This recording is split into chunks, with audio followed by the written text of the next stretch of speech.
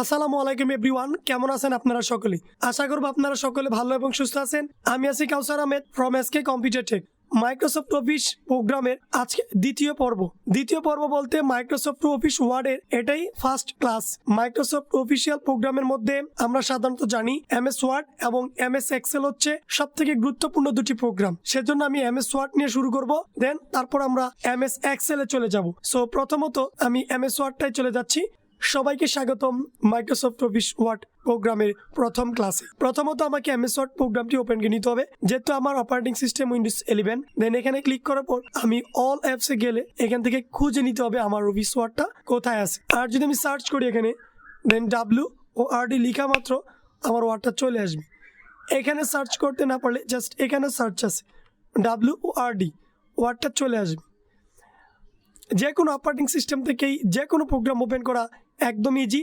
যারা কম্পিউটার ব্যবহার করেন এটা নতুন কিছু নয়, এটা জাস্ট 2 মিনিটের ক্লাস। যারা বুঝেন তারা অবশ্যই হয়তো পারবেন, মানে এই কাজগুলো শিখতে। ওপেন করার পরই আমাকে এখানে গুড মর্নিং দিয়েছে, কারণ মাইক্রোসফট অফিস এর যে অ্যাকাউন্ট আছে সেটা এখানে আমার অ্যাক্টিভ করা। আমি যদি দুপুরে এটা ওপেন করে নিতাম গুড আফটারনুন কথাটা থাকতো, এরকম বার্তা দিয়ে থাকি যেহেতু এটা অনলাইন কানেকশন। প্রথমত আমাকে ব্ল্যাঙ্ক ডকুমেন্টে যেতে হবে। নিউতে গেলে যে কথা, ব্ল্যাঙ্কে ডকুমেন্টে গেলে একই প্রশ্ন। দেন আমি ব্ল্যাঙ্ক ডকুমেন্টে চলে গেলাম। এই হচ্ছে আমার মাইক্রোসফট অফিস ওয়ার্ডের চেহারা, মূল যে প্রকৃত চেহারা সেটা হচ্ছে এটা। এই পুরো প্রোগ্রামটা সম্পর্কে আজকে আমি দেখাবো এবং আলোচনা করব কোন দিকটায় কি কি আছে এবং কোন প্রান্তে কোন কাজটা আছে। আপনি সহজে ওই কাজে গিয়ে শিখতে পারবেন, কারণ আমি আজকের ক্লাসটা একদম full MS word A to Z থেকে দেখিয়ে দিব। তবে কখনো সম্পূর্ণরূপে এমএস ওয়ার্ড এর ক্লাস আজকের ভিডিওতে আমি শেষ করতে পারবো না, আরো পর্ব আকারে ভিডিও আসবে। আজকে হচ্ছে বেসিক লেভেলের আইডিয়া। আমাদের প্রথমত এই যে উপরে যে সার্চ বারটা আছে, এই যে বারটা আছে একদম সাদা নয়, সাদার থেকে কিছুটা কম। এখানে আজকে কম্পিউটার লেখা এবং এখানে একটা আপকামিং যে ফিচার গুলা, মানে মাইক্রোসফটের নতুন কোনো আপডেট আসতেছে কিনা সেটা এখানে দেখা যাবে। কোন ফিচারটা আসতেছে, মানে এই যে এরকম ফিচার গুলো আসতেছে এটা দেখাবে এইখানে। আর এখানে 3টা প্রোগ্রাম আছে। এই যে বারটা আছে এই বারটার নাম হচ্ছে কি টাইটেল বার। একটু নোট করে নেন, আমি আবারও বলি, এটা হচ্ছে টাইটেল বার একদম উপরে যেটা আছে। অনেকে বলবেন ভাই এগুলার ক্লাস করার দরকার নেই, আমরা পারি।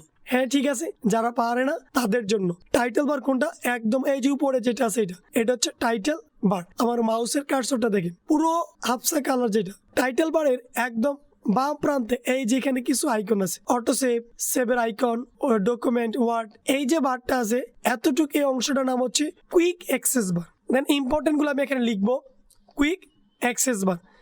এই টাইটেল বারের ঠিক ডান পাশে যেখানে আছে এটা হচ্ছে দেখেন, এটা হচ্ছে মিনিমাইজ।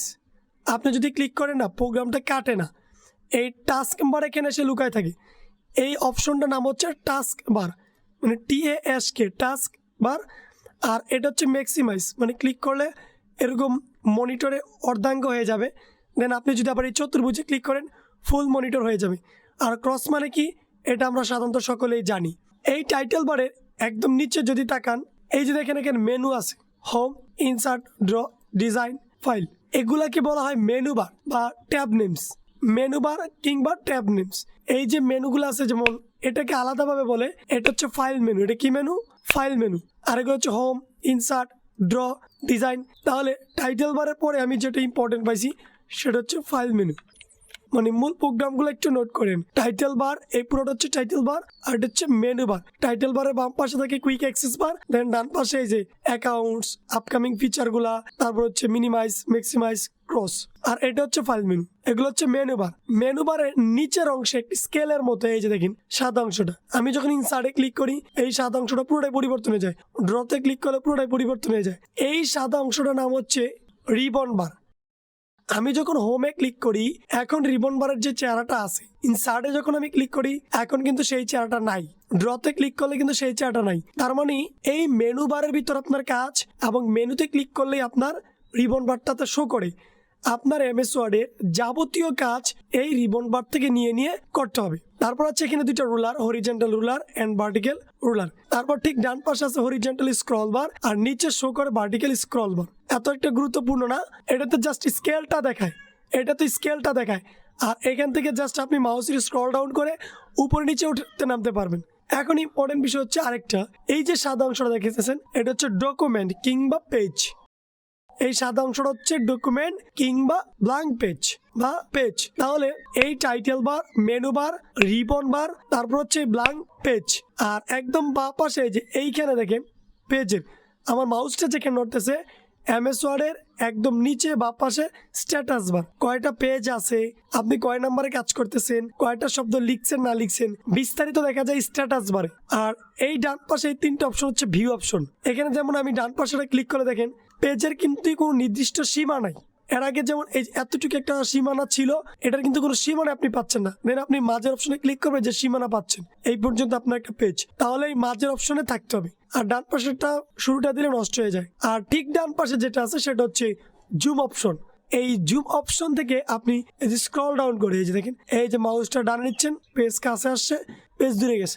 এটার শর্টকাট কমান্ড হচ্ছে কন্ট্রোল প্লাস মাউসের স্ক্রল বাটন। আপনি যদি কিবোর্ড থেকে কন্ট্রোল ধরে মাউসের স্ক্রল বাটন ঘোরান তাহলে দেখবেন আপনার পেজটা জুম ইন হচ্ছে এবং জুম আউট হচ্ছে। এই হচ্ছে সিম্পল পরিসরে আপনার এমএস ওয়ার্ডের সম্পূর্ণ পরিচিতি। এবং ফাইল মেনুতে যেটা থাকে সেটা হচ্ছে আপনার পূর্ণাঙ্গ প্রোগ্রামের, মানে এটা সেভ কখন করবেন, রিসেভ কখন করবেন, নতুন নিবেন নাকি পুরাতন ফাইলটা ওপেন করবেন এবং প্রিন্ট করবেন, শেয়ার করবেন, এক্সপোর্ট, মানে বিস্তারিত হচ্ছে এই ফাইল মেনুতে। আপনার মূলত কাজ হচ্ছে home, insert, draw, design, layout এই অবধি পর্যন্ত। আর এখানে কাজ শিখার কোনো শেষ নেই।